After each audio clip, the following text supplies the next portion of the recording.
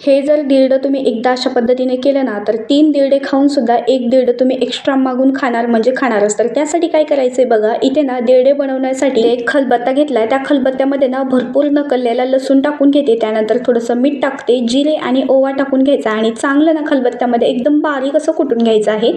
मागच्या वर्षी दीरडे बनवले होते आईने, त्याची रेसिपी डिटेलमध्ये शेअर करता आली नाही, कारण आईने अगोदरच लसूण, मीठ, ओवा, जिरे कुटून घेतले होते. त्यामुळे बऱ्याच जणांचा असा प्रश्न होता की ओवा टाकल्यामुळे दीरडे तुटलेले आहेत आमचे. तर असं काही होत नाही बघा, असं दाखवले त्या पद्धतीने कुटून घ्यायचं, एकदम व्यवस्थित बारीक असं कुटून घ्यायचं, म्हणजे दीरडे एकदम असे मऊसूद आणि एकदम न तुटता दीरडे एकदम परफेक्ट असे तयार होतात. तर त्यासाठी आता मी काय केलं बघा, ज्वारीचं पीठ नव्हतं म्हणून गव्हाचं 1 वाटी, बाजरीचं 1 वाटी आणि मी इथे ना हरभरा डाळीचं 1 वाटी पीठ घेतलेलं आहे. त्यामध्ये हळद आणि चवीपुरतं मीठ टाकलं आणि चांगलं ना एकदम घट्टही नाही पातळही नाही, जसं आपलं इडलीचं बॅटर असतं ना त्याच्यापेक्षा थोडंसं पातळ करायचं, म्हणजे त्यानुसार केलं तरी पण चालेल.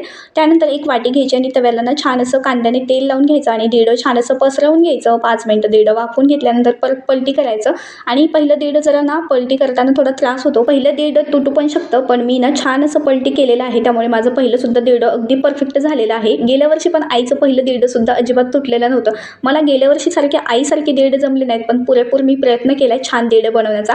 दीरड्याचं पीठ वगैरे ते सगळं काही तिच्यासारखं झालं होतं, पण तिच्यासारखे मोठमोठे दीरडे मला काही जमले नाहीत. आईने गेल्या वर्षी खूप छान दीरडे बनवले होते. त्याचा जर रेसिपीचा व्हिडिओ पाहायचा असेल ना, तर मी खाली ना त्रिकोणी बटनावर क्लिक करा, त्यावरती व्हिडिओ तुम्हाला दिसून जाईल. व्हिडिओ आवडल्यास एक लाईक नक्कीच करा. धन्यवाद.